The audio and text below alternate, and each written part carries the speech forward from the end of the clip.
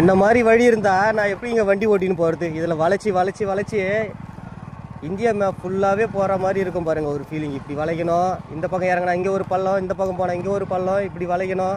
தண்ணி சலார்னு அடிக்கும், காலில் பேண்ட்லாம் சேராயிடும். இது ஒரு தொல்லைங்க இந்த வழியில். இப்படியே போய் போய் எனக்கும் 15 வருஷமாக பழகிடுச்சு. எனக்கு முன்னாடியே பல வருஷமாக போகிறவங்களாம் இந்த வழியில் போகிறவங்களாம் இருக்கிறாங்க. அவங்க எப்படி தான் ஓட்டுறாங்கன்னே தெரியல இந்த வழியில்.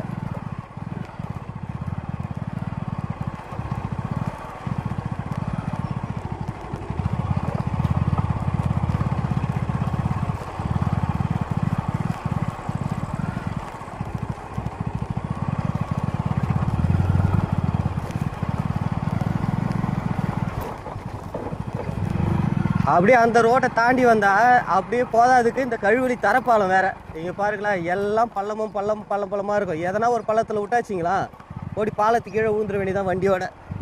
ஒரு தடவை இந்த மழையில் வந்து அதே மாதிரி தான் மாட்டிட்டேன். இன்றைக்கி பெஞ்ச மழையில் இந்த பள்ளத்தில் எவ்வளோ தண்ணி நிற்கிது பாருங்கள், இந்த கழுவெளி தரப்பாலத்தில். இதில் எத்தனையோ பேர் விழுந்து வாரின்னு போயிருக்கிறாங்க. இதில் எது பள்ளம் எது வந்து ஓட்டையான இடம்ன்றதே தெரியாது. என்ன ஒரு அருமையான வழி பாருங்கள். இன்னமும் இந்த ஒரு நாள் மழைக்கே இப்படி இருக்குதே, கார்த்தி மாதம்லாம் என்னமா இருக்கும் பாருங்க இந்த வழி.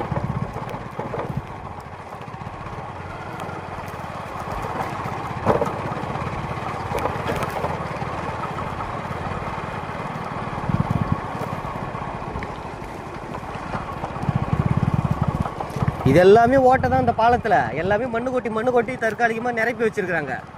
இந்த கார்த்தி மாதம் மழை வந்ததுன்னா எல்லாம் காலியாகி பிடிங்கின்னு போயிடும்.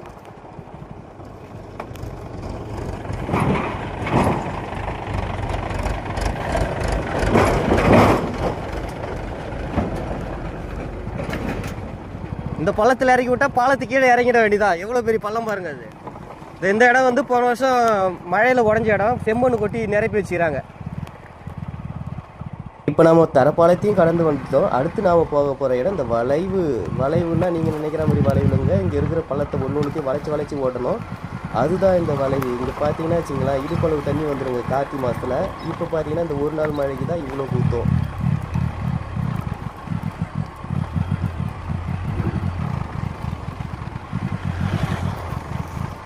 இந்த இடத்துல தாங்க பெரிய பெரிய பள்ளத்தாக்கெல்லாம் சந்திக்க வேண்டியதாக இருக்கும். கிட்டத்தட்ட ஒரு 3 பள்ளத்தாக்கு இருக்கும். அந்த 3 பள்ளத்தாக்கில் இறங்கி ஏறினா தான் நான் வீடு போய் சேர முடியும்.